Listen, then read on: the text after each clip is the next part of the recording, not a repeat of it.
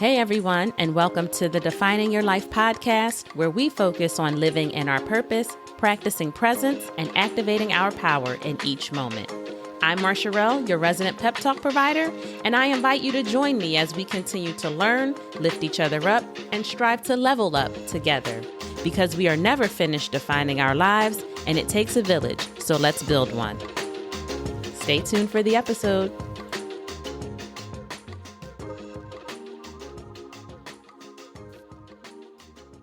Hey everyone, I hope that all is well, that you had a wonderful week and you enjoyed the previous episode with our very first guest, Alpha Betty. I'm sure you can agree that her poetry is amazing, her transparency is a gift, and it was certainly great to chat with the woman behind that powerful pen. And coming off of that episode, talking to her about her story and healing and evolving, it got me thinking more about our voices and truly how important it is that we find and use them.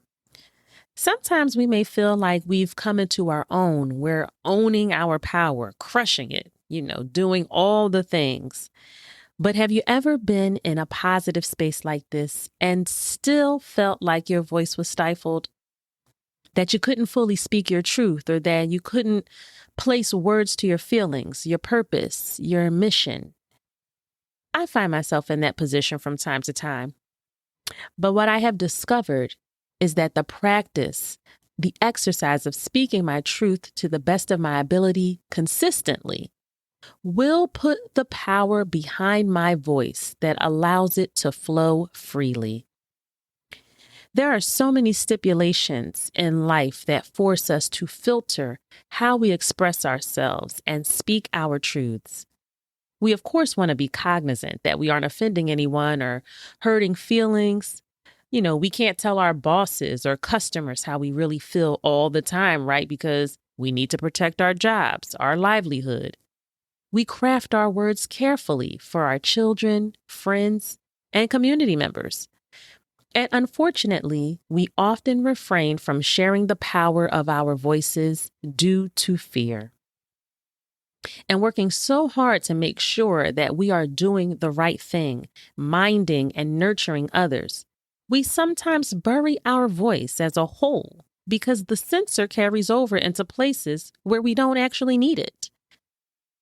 Now, being careful with our words is super important. But cultivating our voices is essential. I think the greater goal here is intentionality with words and fully forming our thoughts and ideas before sharing them. Because if you are clear on what you mean and what you are trying to communicate ahead of sharing it, you can be confident with what you are putting out into the world, whether the audience is 1 or 1,000. Raise your hand if you have trouble with an audience of 1, okay? I have both my hands up. That's me all the way. It's taking me back to our chat on vulnerability, and y'all, I'm still a work in progress. But seriously, we have to get clear. And that's internal work, If something keeps coming up for you, bubbling up just below the surface, and you're pushing it down, because you don't know what it is, or you're not allowing yourself to learn more about your thoughts and where you stand. What does Alex L. say?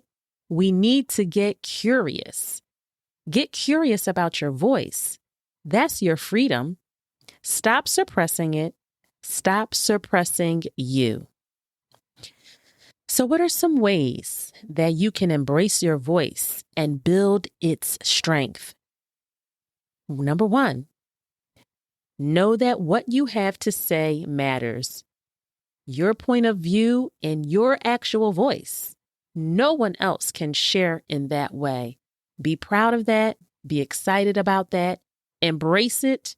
And to get literal about voice, no one sounds like you. And no one can deliver what you have to say like you. 2, stand firm in your position. Not everything that we are charged to share is an easy share. Life will teach you that over and over. But standing firm and sharing anyway is you exercising courage. It takes courage to use your voice, but once you do, you'll be empowered to continue on that path. It's very liberating. And sometimes it's as simple as managing up at work. No, you can't tell your boss they can shove that last report, someplace where we shouldn't say. But you can speak to them about your bandwidth and your capacity, and you can tell them when you don't agree. You still have power, even if your title doesn't reflect that. You both need each other, right? Sure, you need your paycheck, but they wouldn't have hired you if you weren't valuable to them. So operate from a place of high value. Number 3, slow down when you speak. By giving your words space to breathe, you not only give yourself time to process your thoughts before speaking, but it also allows you to articulate when you do speak. Be deliberate with your words. That allows others to hear you differently, clearly, seriously. I can say for myself that I talk pretty fast, but if I'm nervous, it's like I want to hurry up and get it all out before I forget anything. And while I may have forgotten all the words out, did my audience really hear what I had to say? I'm working on that. So slow down so you can properly deliver your message and it can be received. In the Forbes article, Mark My Words, There is Power in Your Voice, the author Jenny Prisk writes, when a woman speaks quickly, without pausing, using fillers to sustain momentum, her message can become confusing. Learning to slow her pace, to inhale while speaking, and to insert pauses will give her voice more gravitas. So don't let your message get lost because you can't slow down. And number 4, understand that you are on mission. This isn't the first time you've heard me say something like this or some of the other things I've mentioned today. But you weren't given the gifts of thought and speech arbitrarily. So don't treat your voice as such. If it's given, it's what? Meant to be shared. So today I share a few words with you from Chris Carr. It's not about finding your voice.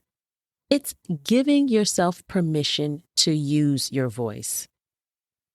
There is great joy in exercising the freedom to speak your piece, not appeasing. Appeasing will not serve you. We can use our voices courageously, stepping into freedom while still being respectful and exercising the necessary restraint without compromising ourselves. Your voice will carry you far if you allow it. It will take you on the journey that's meant for you. So speak up, speak freely, speak intentionally, speak life. How will you use your voice? What is it that you have to say? Stop by IG, send me a DM or a note, and practice using your voice by telling me and the village, if you choose, a little about what you have to say. And you want to know another way that you can use your voice? Rate, review, and subscribe to the podcast. And yes, share it. Tell a friend, a stranger, someone you love that you think could benefit from the pod. Thanks again for listening. I can't wait to chat again next week. Take care until then.